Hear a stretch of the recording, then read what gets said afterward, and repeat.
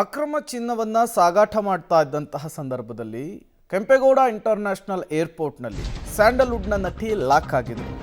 ಈ ರನ್ಯಾ ರಾವ್ ಬಂಧನದ ಪ್ರಕರಣಕ್ಕೆ ಸಂಬಂಧಪಟ್ಟಂತೆ ಅವರ ಅಪಾರ್ಟ್ಮೆಂಟ್ನಲ್ಲಿ 2.5 ಕೋಟಿ ರೂಪಾಯಿ ನಗದು ಹಣ ಸೀಸ್ ಆಗಿದೆ. ಲ್ಯಾವೆಲ್ಲೆ ರಸ್ತೆಯ ನಂದವಾಣಿ ಮ್ಯಾನ್ಸಸ್ನಲ್ಲಿ ಈ ನಟಿ ವಾಸವಾಗಿರ್ತಾರೆ. ಫ್ಲಾಟ್ ಬಾಡಿಗೆಯೇ 4.5 ಲಕ್ಷ ರೂಪಾಯಿ ಅನ್ನೋದು ಗೊತ್ತಾಗ್ತಾ ಇದೆ. ನಿನ್ನೆ ರಾತ್ರಿಯೇ ರನ್ಯಾ ರಾವ್ನ ಮನೆಗೆ ಕರೆತಂದು ತಲಾಶ್ ಮಾಡಲಾಗಿದೆ. ಮನೆಯಿಂದ 2 ಚೀಲದಷ್ಟು ಹಣವನ್ನು ದಾಖಲಾತಿಯನ್ನು ಜಪ್ತಿ ಮಾಡಿದ್ದಾರೆ ಅಧಿಕಾರಿಗಳು. 14 ದಿನ ನ್ಯಾಯಾಂಗ ಬಂಧನದಿಂದ ಪರಪ್ಪನ ಅಗ್ರಹಾರದ ಜೈಲು ಪಾಲಾಗಿರುವಂಥದ್ದು. ಸಹಜವಾಗಿಯೇ ಇನ್ವೆಸ್ಟಿಗೇಷನ್ ಚುರುಕಾಗ್ತಾ ಇದೆ.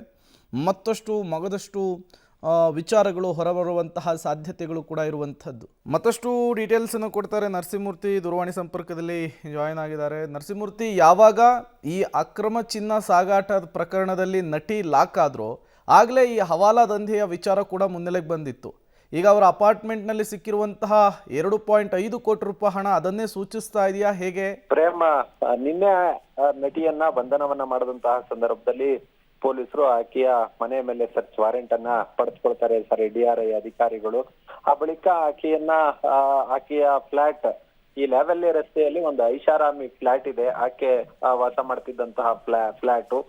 ಆ ಫ್ಲಾಟ್ಗೆ ಕರೆದೊಯ್ದಂತಹ ಸಂದರ್ಭದಲ್ಲಿ ಅಲ್ಲಿ ಆ ಒಂದು ಫ್ಲಾಟ್ ನಲ್ಲಿ ತಲಾಶನ್ನ ನಡೆಸಿದಂತಹ ಸಂದರ್ಭದಲ್ಲಿ ಸುಮಾರು 2.5 ಕೋಟಿ ಹಣ ಸಿಕ್ಕಿದೆ. ಹೀಗಾಗಿ ಆ ಹಣದ ಮೂಲ ಯಾವುದು? ಯಾಕಂತ ಹೇಳಿದ್ರೆ 2.5 ಕೋಟಿ ಏನಿದೆ, ಇದು ಸಾಮಾನ್ಯ ಹಣ ಅಲ್ಲ. ಅಷ್ಟು ಮೊತ್ತದ ಹಾರ್ಡ್ ಕ್ಯಾಶ್ ಅನ್ನ ಇಟ್ಕೊಳ್ಳುವಂತಹದ್ದು, ಮತ್ತೆ ಹಣ ಎಲ್ಲಿಂದ ಬಂತು ಇದರ ಬಗ್ಗೆ ಕೂಡ ಒಂದಷ್ಟು ಇನ್ವೆಸ್ಟಿಗೇಷನ್ ಕೂಡ ಆಗ್ಬೇಕಾಗಿದೆ. ಅದ್ರ ಜೊತೆಗೆ ಈಕೆಯ ಬಳಿ ಸುಮಾರು 14.8 kg ಚಿನ್ನ ಸಿಕ್ಕಿದೆ. ಮತ್ತೆ ಇವತ್ತಿನ ಮಾರ್ಕೆಟ್ ವ್ಯಾಲ್ಯೂ ಏನು ಇಲ್ಲ ಅಂತ ಹೇಳಿದ್ರು 10 ರಿಂದ 12 ಕೋಟಿ ಬೆಲೆ ಬಾಳುತ್ತೆ ಆ ಚಿನ್ನದ ಮೌಲ್ಯ. ಅದು ಹೇಗೆ ಬಂತು?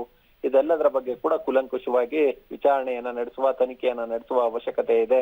ಹೀಗಾಗಿ ಇಡೀ ದಿನ ಆಕೆಯನ್ನ ವಿಚಾರಣೆಗೆ ಒಳಪಡಿಸಿದಂತಹ ಸಂದರ್ಭದಲ್ಲಿ ಆಕೆ ಒಂದಷ್ಟು ಉತ್ತರಗಳನ್ನು ಸಹ ಕೊಟ್ಟಿದ್ದಾಳೆ. ಆದ್ರೆ ಆ ಉತ್ತರಗಳು ಸಮಂಜಸವಾಗಿಲ್ಲ.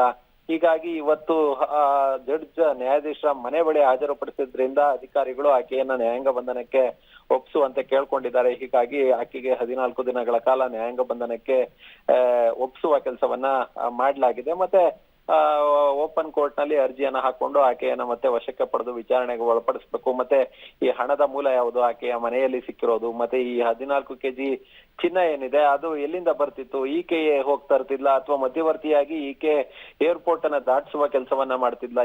ಈ ಬಗ್ಗೆ ಕೂಡ ಒಂದಷ್ಟು ಇನ್ವೆಸ್ಟಿಗೇಷನ್ ಜರುಗಬೇಕಿದೆ. ಓಕೆ, ಥ್ಯಾಂಕ್ ಯು ನರಸಿಂಹಮೂರ್ತಿ ತಮ್ಮೆಲ್ಲ ಮಾಹಿತಿಗಾಗಿ.